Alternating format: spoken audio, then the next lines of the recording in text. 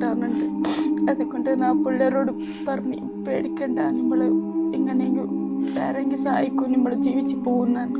എൻ്റെ ട്രീറ്റ്മെൻറ്റ് വേണ്ട, നിർത്തിച്ച് കളയാന്ന് പിച്ചെടുത്തെടുത്ത് മതിയായി എല്ലാവരുടെ അടുത്തും.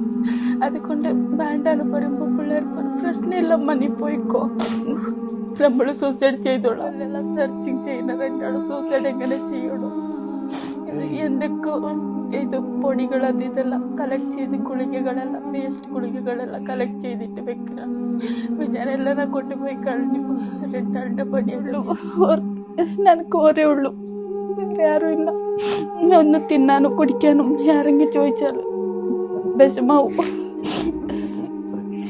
എൻ്റെ കുട്ടികൾക്ക് വേണ്ടിയിട്ട് എല്ലാവരും ഒന്ന് സഹായിക്കും. അവർക്ക് വേണ്ടിയിട്ട് ജീവിക്കാൻ തോന്നുന്നില്ല.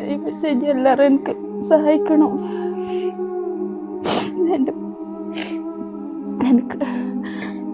എനിക്ക് വർത്താനം പറയാനും കഴിയുന്നില്ല, നെഞ്ചി വേദന എടുക്കുന്നുണ്ട്.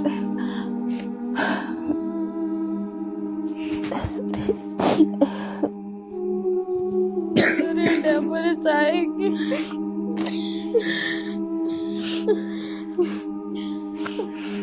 എല്ലാവരും എൻ്റെ അമ്മനെ സഹായിക്കണം. അച്ഛപ്പോയ വേദന ഇപ്പോൾ സഹിക്കാനാവില്ല.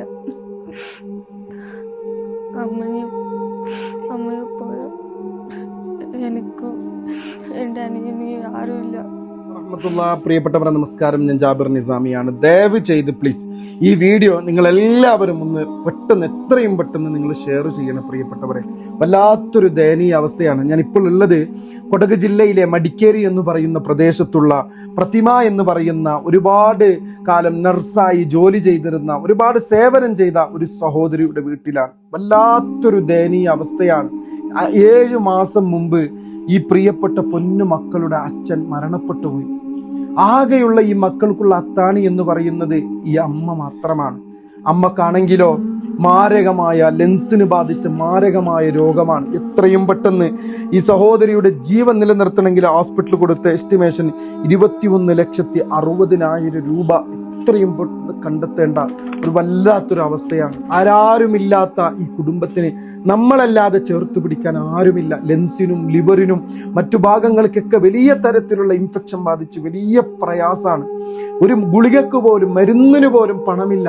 ഇവരുടെ നിത്യജീവിതം എങ്ങനെയെന്നറിയോ പ്രിയപ്പെട്ടവരെ? ഈ മക്കള് ബാംഗ്ലൂരിലാണ്. അവിടെ ഡാൻസ് ചെയ്തിട്ടും നൃത്യം ചെയ്തിട്ടും സിനിമയിലെ സൈഡ് എന്തോ ഇത് ചെയ്തിട്ട് എനിക്കതിനെ കുറിച്ച് കൂടുതൽ അറിയില്ല. അവിടെ പോയി തൻ്റെ അമ്മക്ക് വേണ്ടി ജോലി ചെയ്ത്, വിദ്യാഭ്യാസത്തോടൊപ്പം ജോലി ചെയ്ത് കിട്ടുന്ന 100-200 രൂപ സമാഹരിച്ചിട്ടാണ് ഇതുവരെ ഈ മക്കള് കാരണമായി ചികിത്സ മുന്നോട്ട് കൊണ്ടുപോയത്. വല്ലാത്തൊരു ദയനീയ അവസ്ഥയാണ്. എന്നോട് അമ്മ പറഞ്ഞ വാക്കുകൾ നിങ്ങൾ കേട്ടില്ലേ? ആത്മഹത്യ അല്ലാതെ മറ്റൊരു മാർഗവും എൻ്റെ മുമ്പിൽ ഉണ്ടായിരുന്നില്ല. മാസങ്ങളായി ഈ എസ്റ്റിമേഷൻ തന്നിട്ട് ഡോക്ടർമാർ പറഞ്ഞിട്ട് ഒരു നിവൃത്തിയില്ല. ഞാൻ പലപ്പോഴും എൻ്റെ മക്കളോട് പറയും, നിങ്ങൾ ടെൻഷൻ അടിക്കേണ്ട, എൻ്റെ ജീവൻ പോയാലും നിങ്ങൾക്ക് നല്ല കഴിവുണ്ട്, നിങ്ങൾക്ക് നല്ല ഭാവിയുണ്ട്, നിങ്ങൾ വിഷമിക്കരുതെന്ന് പറയുമ്പോൾ ഈ മക്കള് അമ്മ പറഞ്ഞ വാക്കാണ് കേട്ടോ.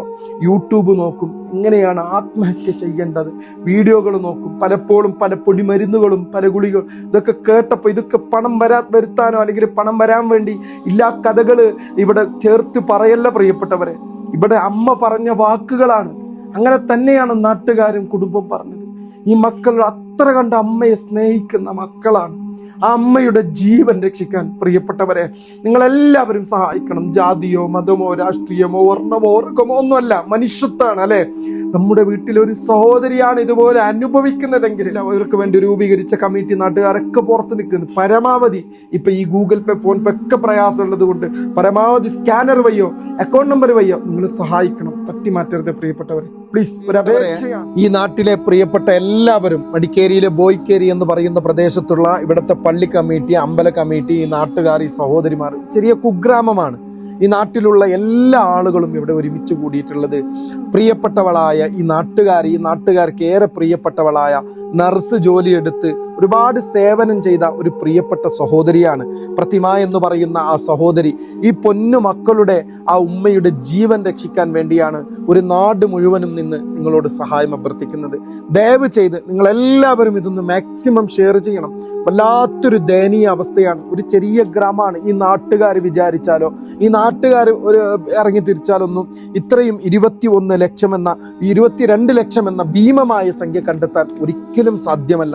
അതുകൊണ്ട് തന്നെ കാരുണ്യ മനുഷ്യരായ ആളുകൾക്ക് മുമ്പ് സഹായം അഭ്യർത്ഥിക്കുകയാണ്. ഈ നാട്ടിൽ അസ്സലാമു അലൈക്കും വറഹ്മത്തുള്ളാഹി വബറകാതുഹു. എൻ്റെ പേര് ഷരീഫ് എന്നാണ്. ഈ നാട്ടിൻ്റെ പള്ളി കമ്മിറ്റിൻ്റെ ഒരു മെമ്പറും കൂടിയാണ് ഞാൻ.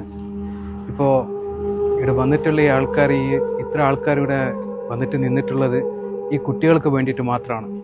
എനിക്ക് അച്ഛന് ചില മാസത്തിന് മുമ്പ് മരണപ്പെട്ടിട്ടുണ്ട്. അതേപോലെ ഇപ്പോൾ എൻ്റെ അമ്മയായിട്ട് തണലായിട്ടുണ്ടായ അമ്മക്ക് കൂടി ഇപ്പോൾ മാരാ രോഗം വന്നിട്ട് വളരെ വിഷമത്തിലാണുള്ളത്. അപ്പോൾ ഈ വീഡിയോ കാണുന്ന എല്ലാവരും നിങ്ങളെ കയ്യിൽ പരമാവധി ആകുന്ന സഹായം ഈ കുട്ടികൾക്ക് നിങ്ങൾ ചെയ്തു കൊടുക്കണം. അമ്മ സുഖമില്ലാത്ത അസുഖത്തിൽ കടന്നിട്ടുണ്ട്. അവർക്ക് ചികിത്സയ്ക്കായിട്ട് ഒരുപാട് പൈസ വേണമായിരുന്നു. അങ്ങനെ കുടുംബത്തെ ചേർത്ത് പിടിക്കാൻ നിങ്ങൾ ഓരോരുത്തരും സഹായിക്കണമെന്ന് ഹൃദയത്തിന്റെ ഭാഷയിൽ അഭ്യർത്ഥിക്കുകയാണ്.